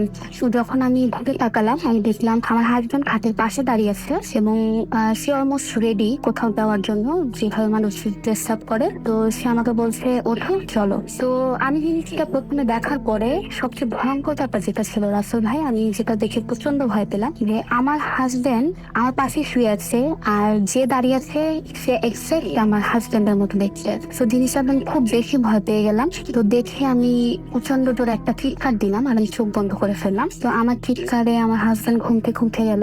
সে লাইট জ্বালালো এবং বলে, কি হয়েছে, তোমার কি হয়েছে? তো আমি বললাম যে না, আমি সেম তোমাকেই দেখলাম, আরেকজনকে, প্লাস সে আমাকে, সেটা আমাকে স্পর্শ করেছে, আমি স্পষ্ট অনুভব করে সেটা। তো সে বললো যে না, এটা হয়তো তোমার মনের ভুল, বলে যাও। তো আমি বললাম যে না, আমি তো ঘুমিয়ে ফেলাম না, আমি জেগেছিলাম, স্পষ্ট আমি জেগেছিলাম, আমি চোখ ওপেন ছিল, প্লাস আমি দেখতেও পেলাম তাকে। তো যাই হোক, তো এই ব্যাপারটা এইবার আমার হাসিনি সুয়ারি হলো। সে বললো যে তোমার যদি ভয় লাগে তুমি সুরা টুরা করে তুমি কম্পিউটারে ইয়াসিন সবসময় অন করে রাখবা, অথবা নিজেও সারাক্ষণ পড়তে থাকবা। তো আমি এরকম রেগুলার করলাম, যখনই বাসায় একা থাকতাম আমি দোয়া সবসময় পড়তাম, বাট স্পষ্ট আমি অনুভব করতাম আমার রুমে বা আমার ঘরে কারো উপস্থিতি। এবং সামটাইমস এমন হতো, আমি আমার বেডরুমে আছি, আমি শুনতে পাচ্ছি কিচেনে কিছু সাউন্ড হচ্ছে, লাইক একজন চুলা জ্বালাচ্ছে, তারপর কেউ একজন কিছু একটা কুক করছে, এই টাইপের সাউন্ড শুনতাম। তো প্রথম দিকে এগুলো আমি পাত্তা না দিলেও পরবর্তীতে এটা খুব বেশি আকারে ধারণ করে। তো আমরা ডিসাইড করি যে আমরা এই বাসাটা ছেড়ে দিব। তো বাসাটা ছেড়ে দেওয়া ঠিক 1 সপ্তাহ আগের কথা। আমার হাজবেন্ড যথারীতি সকালবেলা ঘুম থেকে উঠে সে আমার আগে জবে যায়। তো আমি তার কিছু পরে যাই, সে 10টার সময় এরকম টাইমে কাজে যায়। তো আমি যাই 12টার সময়। তো সে যখন ঘুম থেকে উঠে যায়, সাধারণত আমি উঠে যাই। তো সেদিনও সেম হলো, সে যখন ঘুম থেকে উঠে সে রেডি হয়ে চলে যাচ্ছে। তো আমাদের ঘরের সিস্টেম এরকম ছিল, বাইরে থেকে লক করা সিস্টেম, বাইরে থেকে লক করা যায়, ভিতর থেকে লক করা যায়। তো আমি আমার হাজবেন্ডকে বললাম যে তুমি চলে যাও এখন, আমি আসলে উঠবো না, আমার ভালো ফিল হচ্ছে না, শরীর ভালো লাগছে না, আমি শুয়ে থাকবো, তুমি ভিতর মানে বাড়ি থেকে তুমি লক করে চলে যাও। তো যেহেতু আমার কাছে টাইম ছিল, সে ভিতর থেকে বাইরে থেকে লক করে চলে গেল। তো আমি শুয়েছিলাম, শুয়ে আমি ফোন টিপে করছিলাম। তো হঠাৎ করে কি জানি মনে করে আমি উপর হয়ে শোলাম। শোয়ার পরে 15-20 সেকেন্ড যাওয়ার পরে হঠাৎ করে আমি দেখতে পেলাম আমার ম্যাট্রেস হচ্ছে ফোমের ছিল। তো কেউ একজন ফোমের ম্যাট্রেসের উপর যদি কেউ লাফায়, ওই রকম একটা ফিল হচ্ছিল আমার, লাইক অনেক জোরে লাফাচ্ছে কেউ। তো আমি যখনই ঘাড় দিয়ে দেখতে যাবো, তখন আমার হঠাৎ করে মনে করলো আমার ঘরে কেউ নেই, জাস্ট কে লাফাবে। তো তখন আমি প্রচন্ড ভয় পেয়ে গেলাম। ভয় পেয়ে যাওয়ার পরে আমি জাস্ট যখন উপর হয়ে শোয়ার থেকে আমি সোজা হতে চাইলাম, তখন আমি কিছু ফিল করলাম আমার গায়ের উপর হিটটা পড়ে গেল। এই জিনিসটা ছোট ছিল আকারে, আমার কোমর পর্যন্ত প্রেশার ফিল করছিলাম আমি। আর জিনিসটা কি আমি জানি না, বাট আমি একটু বুঝতে পারছিলাম যে জিনিসটা 4টা হাত, 2টা হাত আমার হাতে চেপে ধরে রেখেছিল, আর এক হাত দিয়ে আরেকটা হাত দিয়ে আমার মাথাটা চেপে ধরেছিল, আর আরেক হাত দিয়ে আমার ঘাড়ের উপর চেপে ধরেছিল। ভাইয়া এখনো পর্যন্ত আমি যখন জিনিসটা মনে করি আমার প্রচন্ড ভয় লাগে। যাই হোক, যখন এরকম হচ্ছিল তখন আমি বুঝতে পারছিলাম যে সামথিং খারাপ হচ্ছে আমার সাথে। তো আমি পা ছুড়াছুড়ি করলাম, অনেক চেষ্টা করলাম আমার ওঠার জন্য, বাট জিনিসটা এতই শক্ত ছিল, হার্ড ছিল, আমি নড়তে পারছিলাম না। বাট আমার চোখ ওপেন ছিল, আমি বুঝতে পারছিলাম যে কিছু একটা হচ্ছে, আমার চোখ স্পষ্ট ওপেন ছিল। তো আমি অনেক চেষ্টা করলাম মুভ করার, অনেকক্ষণ দস্তি করার পরে আমি হাল ছেড়ে দিলাম। তো আমার খুব ভয় লাগছিল, আমার মনে হচ্ছিল আমি হয়তো এটা আমার শেষ সময়, আমাকে কেউ মেরে ফেলছে। যখন আমার জাস্ট মুখ দিয়ে কোনো কিছু আসছিল না, কোনো সুরা কিছুই না, জাস্ট আমি বললাম আস্তাগফিরুল্লাহ। এটা বলার সাথে সাথে আমি একটু হালকা ফিল করছিলাম, আমার মনে হচ্ছিল যে জিনিসটা আমাকে ছেড়ে দিচ্ছে। তো যখন আস্তে আস্তে জিনিসটা হালকা হয়ে গেল, তো আমি ফিল করলাম যে না, আমার উপরে কিছু নেই। আমি উঠার চেষ্টা করলাম, বাট আমার শরীরটা এত ব্যথা করছিল, তখন আমি উঠতে পারছিলাম না। সামহাও অনেক কষ্ট করে উঠলাম। উঠার পরে আমি ঘাড় মুভ করতে পারছিলাম না। আমি যেই অবস্থায় ছিলাম, আমি জোর দিয়ে বাসা থেকে বের হয়ে গেলাম। বের হয়ে আমার হাজবেন্ডকে ফোন করলাম, আমার হাজবেন্ড আসলো। আর আসার পরে সে আমাকে যেটা দেখলো, আমার ঘাড় আমি দেখতে পাচ্ছিলাম না, বাট আমি ফিল করতে পারছিলাম প্রচন্ড ব্যথা। তো আমার হাজবেন্ড দেখে বললো যে আমার ঘাড়ের মধ্যে বিশাল অনেক বড় মোটা আঙ্গুল যদি কেউ কারোর থেকে থাকে, ওইটাতে কিছু ফোলা দাগ, 3-4টা ফোলা দাগ, আর আমার ঘাস প্রচন্ড ফুলে গিয়েছিল। তো এরপরে আমি প্রচন্ড পরিমাণে ভয় পেয়ে গেলাম। এরপর থেকে আমি ঘুমাতে পারতাম না। আমার টানা 4 উইক আমি ঘুমাইনি। আমার হাজবেন্ড আমাকে নিয়ে বসে থাকতো সারা রাত, সারাদিন আমার অফ নিতে হয়েছিল। আমি প্রচন্ড সিক হয়ে গিয়েছিলাম। এটা আমার আশেপাশে সবাই অলমোস্ট জেনে গিয়েছিল আমার সাথে এরকম কিছু হচ্ছে, বিকজ আমার অবস্থা খুবই খারাপ ছিল। এরপর আমি খুব অসুস্থ হয়ে গেলাম। তারপর আমার হাজবেন্ড ওখান থেকে আমাকে মুভ করে নিয়ে আসলো অন্য বাসায়। আল্লাহ রহমতে রাসুল ভাই এখন আমার সাথে কোনো ধরনের সমস্যা হচ্ছে না। ধন্যবাদ সবাইকে, ভূত এফএমের সকল দর্শককে, এবং রাসুল ভাই আপনাকেও থ্যাংক ইউ। ওয়েলকাম। আমরা চলে যাচ্ছি আমাদের পরবর্তী অতিথির কাছে, যিনি এই মাত্র আমাদেরকে জয়েন করেছেন। শুরুতে জানতে যাবো আপনার নাম এবং আপনি কোথা থেকে এসেছেন।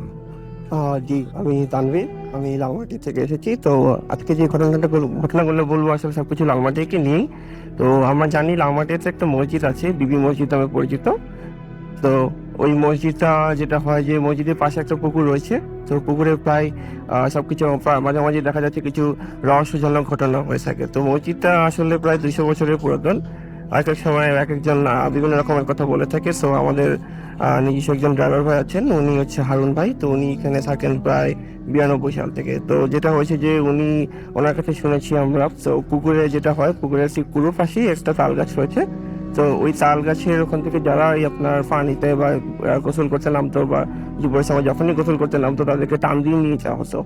এবং টান দিয়ে নিয়ে যাওয়ার সময় পরবর্তীতে তাদেরকে কোনোভাবেই খুঁজে পাওয়া যেত না। তো পুকুরের ঘটনা শুধু এখানেই না, এবং পুকুরের ঘটনার পাশাপাশি এখানে একটা পাশে একটা বাসা রয়েছে।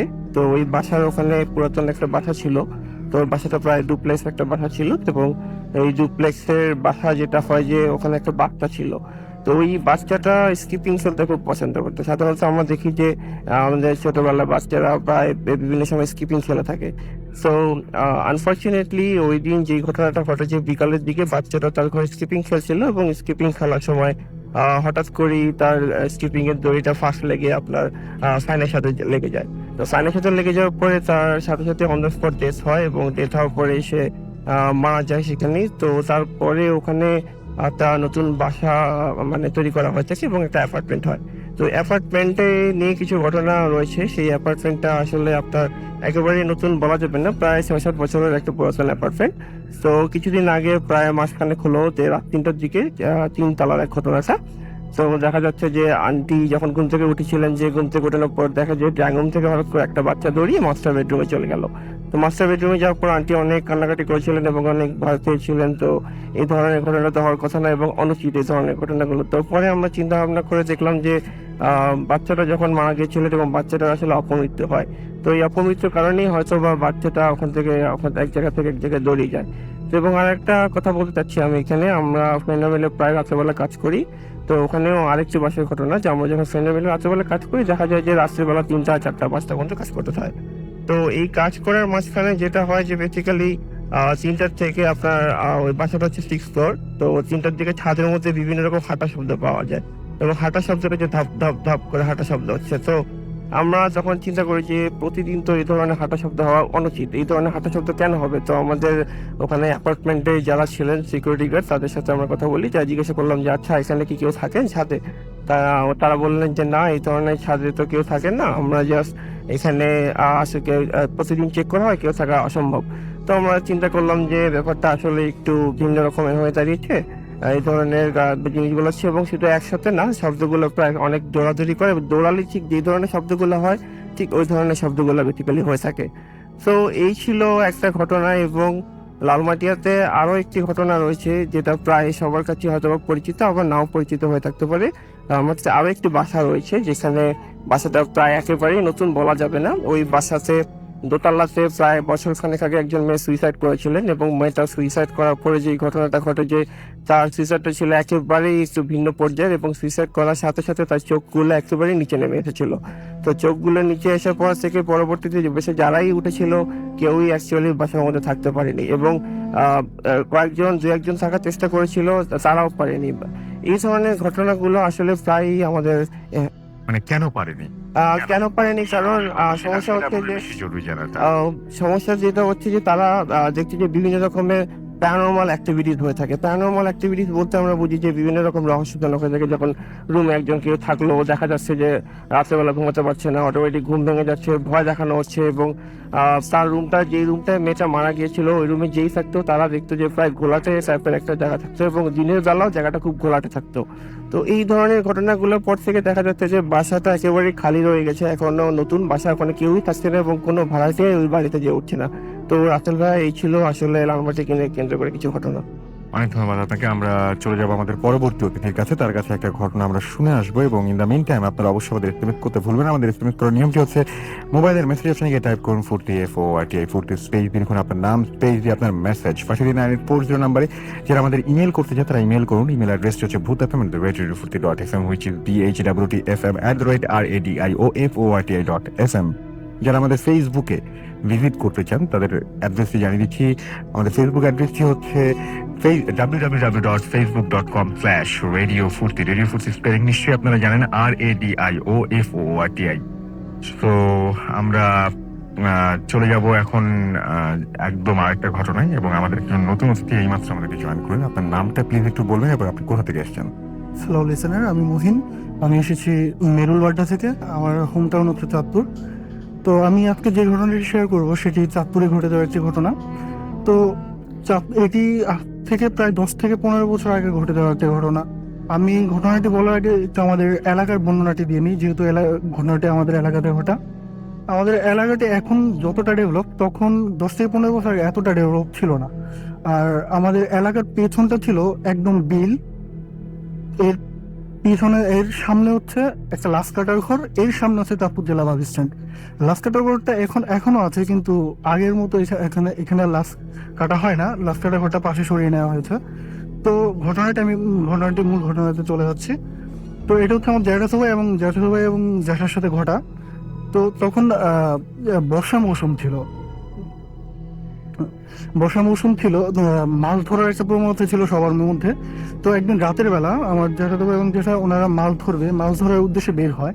তো যখন বিলের মধ্যে যায় ওনারা, তখন টর্চ লাইট গুলো ছিল কিরকম যে আপনার মোটা লাইটগুলা যেগুলো চার্জ দিয়ে রাখা হতো, এবং অনেকগুলা বল লাইট সাথে নিয়ে ওনারা মাছ ধরতে যায়। তো প্রথমেই যখন ইয়েতে যাওয়া হয়, আপনার বিলের মধ্যে যাওয়া হয়, তখন মাছ ধরার উদ্দেশ্যে যখন প্রথম লাইটটা মারে, প্রথম লাইট মেরিয়ে দেখে সেখানে একটা সাপ। ওনারা এভাবে আরেকটু সামনে যায়, সামনে গিয়ে আবারও লাইট মারে মাছ ধরার জন্যই, কিন্তু দেখে সেখানেও একটা সাপ। এমনিতে যতটুকু যায় কোনো মাছের দেখা তারা পাচ্ছিল না। এভাবে তারা যেতে যেতে হঠাৎ করে অনেক সামনে যাওয়ার পর মোটামুটি লাস্কাটার ঘরটা খুব সামনে চলে আসে।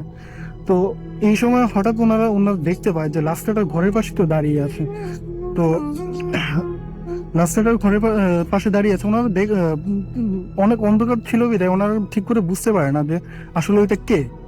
তো এরপরে ওনারা জাস্ট দেখার জন্য লাস্কাটার ঘরের দিকে লাইট মারে, কিন্তু লাইট মারার সাথে সাথে দেখে লাইটটা জ্বলছে না। তো এইভাবে ওনারা একটু ভয় পায় যে এত রাতের বেলা, যে রাত্রে তখন মেবি 2টা কি 3টা বাজে, এই সময় কে এখানে দাঁড়িয়ে থাকতে পারে। তো এটার চিন্তা যখন ওনারা করছে, সেই সময় দেখে যে ওই যে ছায়ামূর্তিটা ওইখানে দাঁড়ানো ছিল, ওটা ওনাদের সামনে ওনাদের দিকে আসছে হাঁটতে হাঁটতে। তো যত ওনাদের দিকে আসছে ওনারা ততটাই ভয় পাচ্ছে। তো এইরকম অবস্থায় ওনারা লাইট যেহেতু কাজ করছে না, আবার লাইটের বল চেঞ্জ করে নতুন লাইট দিয়ে লাইট মারে, তাও লাইট জ্বলছে না। আবার লাইট চেঞ্জ করে, আবারও লাইট জ্বলছে না। তো এই অবস্থা ওনাদের কাছে ম্যাচ লাইট ছিল। তো ছায়ামূর্তিটা যখন একদম ওনাদের কাছে, তখন ওনারা ম্যাচ লাইটটা জ্বালায়। ম্যাচ লাইটটা জ্বালানোর সময় হঠাৎ করে দেখতে পায় একজন মহিলা মানুষ, হ্যাঁ, বোরকা পরা। তো জিজ্ঞাসা করলো, ওনারা একটু ভীত, তারপর জিজ্ঞাসা করলো যে কে আপনি। তো মহিলাটি বললো যে বাবা, আমার তো একটু হাসপাতালে অসুস্থ রোগী ছিল, তো আমি রোগীটা দেখতে গেছিলাম, এখন আমি বাসায় যাব। তো এটা বলে ওনাদেরকে ক্রস করে মহিলাটি চলে যাচ্ছে। তো মহিলাটি যেদিকে চলে যাচ্ছে ওইদিকে আর যাওয়ার কোনো রাস্তা নেই, ওইদিকে হচ্ছে পাট ক্ষেত। পাট, আর যেহেতু আমি আগে বলেছিলাম যে বর্ষা মৌসুম, সেহেতু পুরো চারিদিক পানিতে ডিপ ডিপ করছে, এরকম একটা অবস্থা। তো ওনারা প্রথম ভয় পায় যে এই মহিলাটা এইদিকে কোথায় যাচ্ছে। তো এটা দেখে আর ওনারা ডিসিশন নিলে এখানে দাঁড়িয়ে থাকবে না, ওরা বাসার দিকে চলে যাবে। তো বাসার দিকে যখন যাচ্ছে, তখন আর পিছনে খেয়াল করে দেখলো মহিলাটা হাঁটছে, পাট গাছের উপর দিয়ে যখন হাঁটছে, মনে হচ্ছে উনি হাঁটছে না, উনি ভাসছে। তো এইভাবে হাসতে ওনারা একটু ভয় পেলো যে মহিলা এইভাবে কিভাবে যাইতে পারে এটা। তো ওনারা এটা ভয় পেয়ে একটু দ্রুত হাঁটা শুরু করলো বাড়ির দিকে। তো একসময় পিছন থেকে একটা হাসার শব্দ এলো। তো পিছনে খেয়াল করে দেখলো যে মহিলাটি পাট গাছের ঠিক পিছনে ছিল একটা মাটির ডিম, ওইখানে দাঁড়িয়ে দাঁড়িয়ে ওনাদেরকে দেখলো। আর মহিলাটির আকৃতি অনেক বড় হয়ে গেছে। তো এটা দেখে ওনারা ঠিক থাকতে পারলো, ওনারা একদম দৌড় দিল বাড়ির দিকে। ওনারা যতই দৌড় দিচ্ছে, পিছনে অনেক বিকট আওয়াজে হাসির শব্দটা শোনা যাচ্ছে। এরপর এমন একটা শব্দ যে ওনাদেরকে হেসে হেসে বলছে, কি মাছ ধরতে পারলি না, মাছ ধরতে পারলি না, এরকম একটা শব্দ। তো এইভাবে ওনারা একদম খুবই অবস্থা, একদম ভয়ঙ্কর এক অবস্থায় বাড়ির দিকে চলে আসে। এসে তো একদম খুব খারাপ অবস্থা। তখন আমি অনেক ছোট ছিলাম, যতটুকু খেয়াল আছে আমার, এতটুকু মনে আছে। তো ওনাদের খুব খারাপ অবস্থা, তো সবাই বাড়ি চলে আসছে কি হয়েছে এটা জানার জন্য। তারপর ওনাদেরকে সবাই একটু দোয়া দুরুস করে ওনাদেরকে স্বাভাবিক অবস্থায় ফিরিয়ে আনলো। তো আনার পরে ওনারা যেটা ফার্স্ট কাজ করলো, যে ওনারা চিন্তা করলো আমাদের লাইটগুলো কেন কাজ করলো না, যখন আমরা লাস্ট কাটার ঘরের দিকে লাইটগুলো মারলাম কেন কাজ করলো না। তো যখন এটা চিন্তা করে লাইটে চাপ দিল, লাইটের বাটনে চাপ দিল, তখন দেখলো লাইট জ্বলছে। এমনকি প্রত্যেকটা লাইট চেঞ্জ করে দেখলো, প্রত্যেকটা লাইট জ্বলছে। তো রাসেল ভাই, এটা ছিল আমার ঘটনা। অনেক ধন্যবাদ আপনাকে আপনার ঘটনার জন্য। আমরা চলে যাচ্ছি আবার আমাদের প্রথম অতিথির কাছে তার শেষ ঘটনাটি শোনার জন্য। আপনার নামটা বলে প্লিজ আপনার ঘটনাটা শুরু করবেন। হাই লিসনার্স, আমি দিনার, আমি এসেছি লালবাগ থেকে। আসলে আমি আমার শেষ ঘটনা চলে যাই। আমি ঘটনাকে আমার কাজিন অলিকে ধন্যবাদ জানাই। তো আসলে ভাই, ঘটনাটা আমি এখন যে ঘটনাটি বলতে যাচ্ছি, তো আমি এখন যে ঘটনা বলবো সেটা হচ্ছে একটি টুপির কারখানাকে নিয়ে, এবং সেখানে এমব্রয়ডারি করা হয় টুপির উপরে। তো আমি কয়েকটা উইকস আগে একবার এসেও রেডিও ফুর্তিতে বুতাফেমে এসে এই কারখানার কয়েকটা ঘটনা বলে গেছিলাম। তো আমি এখন যে ঘটনা বলতেছি সেটা ওই কারখানাকে নিয়ে, এবং এটা রিসেন্টলি মাসখানেক আগে ঘটেছে। তো কারখানাটি হচ্ছে আমার কাজিন ডলার, ও আর এক ফ্রেন্ডের পাঠাশিত ওই কারখানাটা। তো কারখানাটার বর্ণনা আমি এর আগেও দিয়েছিলাম, আমি আরেকবার বলছি। কারখানার বর্ণনা হলো কারখানাটি শহীদনগর জেলার শহীদনগর এলাকার কোনো একটি জায়গায়, এবং এটা ওই বিল্ডিং এর ছাদে অবস্থিত কারখানাটি, এবং বিল্ডিংটা হচ্ছে 4 তলা বিল্ডিং। তো কারখানাটা যে পাশটা ছিল ছাদের, ঠিক তার উল্টো দিকে, ছাদের উল্টো পাশে ছিল টয়লেটটা ছিল। তো ছাদে একটা রুমে আমার কাজিনের আরেকজন যে পার্টনার ছিল সে থাকতো তার ফ্যামিলিকে নিয়ে। তো একদিনকার ঘটনা, কিছুদিন আগের। তো যার সাথে ঘটনাটি ঘটে তার নাম হচ্ছে সানোয়ার। তো সে কারখানা থেকে বের হয়, কাজ করা থেকে বের হয়, সে টয়লেটে যাওয়ার জন্য বের হয়। তো টয়লেটের দিকে সে যেতে থাকে আস্তে আস্তে। তো যখনই সে টয়লেটের কাছে যায়, তো ঠিক পিছন দিক থেকে পাঞ্জাবি পরে একটু খুব উঁচু লম্বা একজন খুব ভালো স্বাস্থ্যের অধিকারী কেউ একজন এসে তাকে ক্রস করে সেই টয়লেটে ঢুকে যায়। এবং তার কাছে খুব অবাক লাগে যে আমি যেতেছিলাম, কে এসে ক্রস করে আমাকে টয়লেটে ঢুকলো। তখন সে দেখলো যে পাঞ্জাবি পরা তো তাদের কারখানায় কেউ ছিল না, এবং সে সময় 7 কি 8 জন কর্মচারী সেই কারখানায় কাজ করতেছিল। যার সাথে ঘটনাটি ঘটে ওই সানোয়ার এবং তার সাথে আরো কয়েকজন। তো সে দরজার পাশে কতক্ষণ দাঁড়ায় ছিল, 10-15 মিনিট। তারপর সে কারখানাটার মুখের দিকে, মানে কারখানার রুমের যে দরজাটা আছে এবং তার সাথে হচ্ছে সিঁড়ি ঘরটা, উনি সে পাশটা এসে দাঁড়ায়। তো দাঁড়ায় মোবাইল ফোনে গান শুনতে থাকে। কিন্তু উনার কথা হচ্ছে যে অনেকক্ষণ সময় এর মাঝখানে স্পেন্ড হয়ে যায়। তো প্রায় আধা ঘন্টা তারও বেশি, 35-40 মিনিট সময় উনি দাঁড়িয়ে আছেন সেখানে। তো এই সময় ঠিক কারখানার আরেকজন কর্মচারী বের হয়। তো বেরা বলতেছে যে সানোয়ার ভাই, আপনি কি করতেছেন এখানে? তো বলতেছে এরকম আমি টয়লেটে যাবো, কিন্তু দেখো না কে জানি একজন গেছে টয়লেটের ভিতরে, এখনো বের হতেছে না, পাঞ্জাবি পরা। তখন সে কর্মচারী বলতেছে যে ভাই, আমাদের কারখানায় তো কেউ পাঞ্জাবি পরে আসে নাই, ঠিক আছে? তখন উনি বলতেছে হয়তোবা নিচের ফ্ল্যাট থেকে কেউ আসছে, যে টয়লেট খালি না পেয়ে উপরে চলে আসছে, তাই হয়তোবা ভিতরে গেছে। তো ওই ছেলেটা বলে যে আচ্ছা ঠিক আছে। তুমি বলতেছে যে আমিও টয়লেটে যাবো। তো দুজনই দাঁড়া কথা বলতে থাকে। তো ওই কর্মচারীটা যখন আসে তারও প্রায় 20 কি 25 মিনিট, তো টোটাল সানোয়ার যেটা বলে যে সেটা হচ্ছে প্রায় ঘন্টাখানেক সময় হয়ে যায় তারা দুজন সেখানে বাইরেই দাঁড়ায় আছে, কিন্তু ভিতর থেকে কোনো সার্চ পেছে না এবং কেউ বেরো হচ্ছে না। তো তখন ওই পরে যে ছেলেটা আসে, তো সে বলে যে সানোয়ার ভাই, আসলে কি কেউ ভিতরে গেছে নাকি আপনি আমার সাথে ফাইজলামি করতেছেন? তখন সানোয়ার বলে যে আমি কেন ফাইজলামি করবো তোমার সাথে, আমি নিজেও দাঁড়ায় আছি। তখন সেই ছেলেটা গিয়ে সেই বাথরুমের দরজাটাকে একটু মানে শিওর হওয়ার জন্য একটু নক করে। যেই সে নক করতে যায়, তখন দরজাটা মানে লাগানো ছিল না, ভিতর থেকে দরজাটা খুলে যায়। মানে সে খুব অবাক হয়ে যায় সানোয়ার এটা দেখে। সানোয়ারকে বলতে থাকে যে কি ভাই, আপনি আমার সাথে ফাইজলামি করলেন না, আপনার দরজা তো খোলা, বাথরুমের ভিতরে কেউ নেই। তখন সানোয়ার বলতেছিল যে বিশ্বাস করো, আমার সামনে ঢুকছে একজন এবং আমি এখানে দাঁড়ায় আছি। যদি সেই টয়লেট থেকে কেউ বের হয় তাহলে অবশ্যই তাকে ফেস করেই সে সিঁড়ি দিয়ে নিচে নামতে হবে, অথবা যদি কারখানার কর্মচারী কেউ হয় তো তাকে অবশ্যই তাকে ফেস করেই কারখানার ভিতরে ঢুকতে হবে। কিন্তু মানে ওই রকম কেউ ছিলই না, বাথরুমে কেউ ছিলই না। তো তারপর এই ঘটনা ঘটার পর যখন সে তার যে মালিক, যে আমার কাজিন ডলারের কাছে শেয়ার করে, তো সে তাদেরকে বলে যে ওকে বলতে ভুলে গেছিল যে ওর কারখানা নিয়ে এর আগে কিছু প্যারানর্মাল ঘটনা ঘটেছে। তো আমি রাসেল ভাই ওর মুখে আরো কিছু ঘটনা শুনি যে এরকম টুপির কারখানা রিলেটেড অনেক জায়গায় এরকম বিভিন্ন প্যারানর্মাল বিভিন্ন ঘটনা ঘটে। এই ছিল রাসেল ভাই আমার ঘটনা। অনেক ধন্যবাদ দিনার আপনাকে আপনার ঘটনার জন্য। আমি দেখতে পাচ্ছি যে অলরেডি আমাদের কাছে আরো বেশ কিছু SMS এসছে। আমাদেরকে এফ আলিম ধানমন্ডি থেকে SMS করেছেন এবং তিনি বলছেন যে ভূত এফএমএ ভয় পাই এবং ভালোবাসি। আমাদেরকে SMS করেছেন দেখতে পাচ্ছি ভোরের পাখি, এবং তিনি বলছেন যে ভাইয়া আমি নতুন, তিনি আমার সাথে জয়েন করেছেন, লিখেছেন আই লাইক ভূত এফএম। এবং আমাদেরকে SMS করেছেন ইমরান সাকিব খুলনা থেকে, এবং তিনি বলছেন বই নিয়ে কথা বলেছেন তিনি। আচ্ছা, সাজ্জাদ আমাদের মুগদা থেকে SMS করেছেন এমডি সবুজ নোয়াখালী থেকে, এবং ভূত এফএম শুনতে তার কাছে বেশ মজা লাগছে। রিয়াদ আমাদের SMS করেছেন ময়মনসিংহ ক্যান্টনমেন্ট থেকে। অনেক আমাদের SMS করেছেন অনেক বস খুলনা থেকে SMS করেছেন। আচ্ছা, আজমানুর আমাদের SMS করেছেন, এবং তিনি বাংলাদেশ পুলিশে রয়েছেন, এবং তিনি বলছেন রাসেল ভাই আমি আপনাদের স্টুডিওতে আসতে চাই, তার জন্য আমাকে কি করতে হবে? এবং আমার যেটা মনে হয় যে একটা খুব সহজ পদ্ধতি রয়েছে এখানে আসার, সেটা হচ্ছে আপনার যে ঘটনাগুলো রয়েছে, আপনার জানা যে ঘটনাগুলো রয়েছে, সেই ঘটনাগুলো আমাদেরকে ইমেইল করে দিন, অর্থাৎ আমাদেরকে আপনার জানা ঘটনাটি একটা জাস্ট লিখে আমাদেরকে মেইল করে দিন। আমাদের মেইল অ্যাড্রেস হচ্ছে bhutfm@radiofurti.fm, which is DHWTFM@radiofurti.fm। এখানে আপনি আপনার ঘটনাটি লিখে পাঠিয়ে দেবেন, এবং ঘটনার শুরুতে অবশ্যই আপনার নাম, ঠিকানা, ফোন নাম্বার, এবং আপনি স্টুডিওতে এসে শেয়ার করতে চান নাকি আপনি চান যে আপনার ঘটনা পড়ে শোনাতে হবে, এই জিনিসগুলো একটু প্লিজ উল্লেখ করে দেবেন ঘটনার শুরুতেই। তারপরে ঘটনাটি পুরোপুরি লিখে আমাদের কাছে পাঠিয়ে দেবেন। যদি ঘটনাটি সিলেক্ট হয় ডেফিনেটলি আমরা আপনাকে কল করবো এবং স্টুডিওতে নিয়ে আসবো, বা আপনি যদি স্টুডিওতে আসতে না পারেন তাহলে আপনার ঘটনাটি আমরা পড়ে শোনাবো। যারা দেশের বাইরে রয়েছেন তাদের জন্য ব্যাপারটা একটু আলাদা।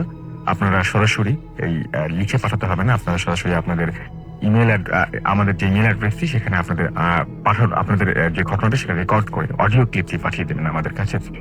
আমাদেরকে এছাড়াও SMS করেছেন দেখতে পাচ্ছি ম্যাক তাভিশ SMS করেছেন খুলনা থেকে, মাসুদ SMS করেছেন আলামিন খুলনা থেকে, ঢাকা থেকে পূজা আমাদের SMS করেছেন, এখানে আই জাস্ট লাভ ভূত FM আমাদেরকে সুমন খান SMS করেছেন আমাদেরকে ছাড়াও মৌসুমী, এবং SMS করেছেন নিহাল মিরপুর 10 থেকে, বুড়ি আমাদের SMS করেছেন আমাদেরকে, দেখতে পাচ্ছি শাওন SMS করেছেন আমাদেরকে, দেখতে পাচ্ছি লিমন তিশা ময়মনসিং থেকে, সুমন আমাদের SMS করেছেন ডক্টর সানি চট্টগ্রাম থেকে, এবং আমাদেরকে SMS এবং তিনি বলছেন long live the best radio programme ever Bhoot FM। আমাদেরকে আসলাম SMS করেছেন আমাদেরকে Johnny Ahmed Sujan, thanks doctor Sunny, শুনতে খুব ভালো লাগলো আসলে। আমাদেরকে ইরা SMS করেছেন BM কলেজ বরিশাল থেকে, SMS করেছেন আমাদেরকে, দেখতে পাচ্ছি কেশবতী রাজকন্যা সাতক্ষীরা থেকে, আমাদেরকে SMS করেছেন আসলাম ঢাকাইল থেকে, এবং আমাদেরকে তিনি বলেছেন যে লাস্ট যে স্টোরিটা তিনি শুনেছেন সেই স্টোরিটা তার এলাকাতেও ঘটেছে, ঘাটাইলের কথা তিনি বলছেন আর কি। আমাদেরকে স্মৃতি SMS করেছেন, এবং তিনি বলছেন আমি একা খুব ভয় পাচ্ছি। শিপন খান আমাদের SMS করেছেন, যেখানে আই লাভ ভূত FM। এছাড়াও আমাদের আরো অনেকে SMS করেছেন। আজকে আসলে হাতে আর অত SMS পড়ার সময় নেই, কারণ আমাকে লাস্ট একটা অ্যানাউন্সমেন্ট দিতে হবে। সেটা হচ্ছে যে আগামীকাল বেলা 3টার পর থেকে আমরা সবাই থাকছি বইমেলায়, এবং আপনারা সবাই জানেন, অলরেডি জেনে গেছেন, যারা জানেন না তাদের জন্য বলছি যে আগামীকাল বেলা 3টার সময় আমাদের যে ভূত FM থেকে প্রকাশিত দুটি বই তার মোড়ক উন্মোচিত হবে। একটি হচ্ছে 13 নম্বর অশুভ সংকেত এবং অন্যটি হচ্ছে ভয়ের কবচ। এই দুটো বইয়ের সঙ্গে আপনি পাচ্ছেন একটা সিডি, যে সিডিটির মধ্যে রয়েছে একটা এপিসোড, যে এপিসোডটি কখনোই রেডিও ফুটিতে প্রচারিত হয়নি এবং ভবিষ্যতেও হবে না। সুতরাং কালকে আপনাদের সবার সাথে দেখা হচ্ছে বইমেলায়, এই বিষয়ে কোনো সন্দেহ নেই। যদি আপনারা চলে আসতে পারেন, এবং আপনারা কোথায় আসবেন, আপনারা 3টা থেকে 4টার মধ্যেও যে কোনো একটা সময় হয়তো মোড়ক উন্মোচিত হবে নজরুল মঞ্চে, এবং বাকি সময়টায় আমরা থাকবো, কিন্তু পুরো সময়টাতে আমরা থাকবো বর্ষা দুপুর স্টলে, অর্থাৎ বর্ষা দুপুরের স্টল নাম্বার হচ্ছে 359।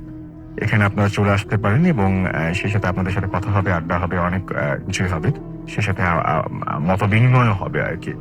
যাই হোক, সবচাইতে বড় কথা হচ্ছে আগামী সপ্তাহে আবারও আমাদের ফিরে আসতে হবে, এবং সেই ফিরে আসার জন্য চাই আপনাদের পাঠানো বিভিন্ন ঘটনা, এবং সেই ঘটনা যদি আপনারা পাঠাতে চান তাহলে আমাদের ইমেল অ্যাড্রেসটি কাইন্ডলি আরো একবার স্মরণ করে দিচ্ছি, মনে রাখবেন bhutfm@radiofurti.sm, নাম, ঠিকানা এবং ফোন নাম্বার সহ এখানে ঘটনা পাঠাবেন।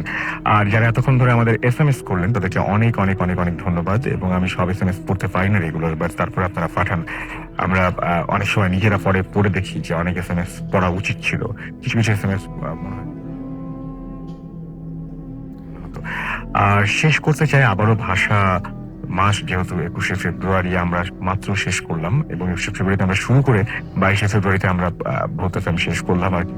তো আমরা সেই বিষয়ে কথা বলতে চাই যে আমরা আসলে অনেক ত্যাগের বিনিময়ে আমরা এই মাতৃভাষার এই কথা বলার অধিকার, এবং মাতৃভাষা আমরা বাংলার মতো একটা ভাষা আমরা পেয়েছি, যে ভাষায় আমরা কথা বলতে পারি, আমাদের নিজের ভাষায় কথা বলতে পারি। সব জায়গাতেই যেটা সম্ভব তা না, এবং এটা এত সহজে পাওয়াও যায়নি, অনেক কষ্টের বিনিময়ে আমাদের অর্জন করতে হয়েছিল। আপনাদের নিশ্চয়ই জানা আছে যে 144 ধারা ভঙ্গ করে সেদিন যারা মিছিলে নেমেছিল, যারা পুলিশের বুলেটের সামনে যারা হচ্ছে জামার বোতাম খুলে দাঁড়িয়েছিল, এবং যারা একেবারে মৃত্যুতে ভয় পায়নি, বুকের তাজা রক্তে যারা লিখেছিল বাংলা ভাষার নাম, সেই সমস্ত শহীদদের প্রতি বিনম্র শ্রদ্ধা জানাচ্ছি। এবং যতদিন পর্যন্ত 21শে ফেব্রুয়ারি এই তারিখটা থাকবে, ততদিন পর্যন্ত সারা বিশ্বের মানুষ স্মরণ করবে তাদের, এবং মহান এই অহংকারের যে সূচনা, সেই সূচনা হয় আমাদের দেশের এই মাটিতে। বুঝতেই পারছেন, এই দেশের মাটির প্রতি ইঞ্চি মাটির মূল্য অনেক, এবং এই দেশকে পৃথিবীতে ভালো কিছু করবে এটা আভাস বহুদিন আগেই আমরা পেয়েছি, এবং এখন শুধু সময়ের অপেক্ষা। এবং এই প্রজন্মের হাত ধরেই আমাদের আক্ষরিক অর্থেই বিজয় আসবে, এবং এই জাতি কখনোই মাথা নোয়ায়নি, জাতি কখনো আপোষ করেনি, মাথা উঁচু করে বাঙালি জাতি দাঁড়াবে বারবার সারা পৃথিবীর বুকে, এই বিশ্বাস আমাদের আছে। আজকে এখানেই শেষ করছি, কথা হবে আবারও আগামী শুক্রবার ঠিক রাত 11:59 আপনাদের দারুণ দারুণ সব ঘটনার অপেক্ষায় থাকলাম। সবাই ভালো থাকবেন, সুস্থ থাকবেন, সুন্দর থাকবেন, মোস্ট ইম্পর্টেন্টলি ফুর্তিত থাকবেন। এবং এতক্ষণ পর্যন্ত যেহেতু অনেক ঘটনা আমরা শুনলাম, একটু মনটাকে অন্যদিকে ঘুরাই, এবং আমার অনেক পছন্দের একটা গান রয়েছে এখন এই প্লেলিস্টে, এবং সেটা হচ্ছে মোদের গর্ব মোদের আশা আমরি বাংলা ভাষা। এটা না শুনে যেন হতোই না। তো এটা দিয়ে শেষ করছি।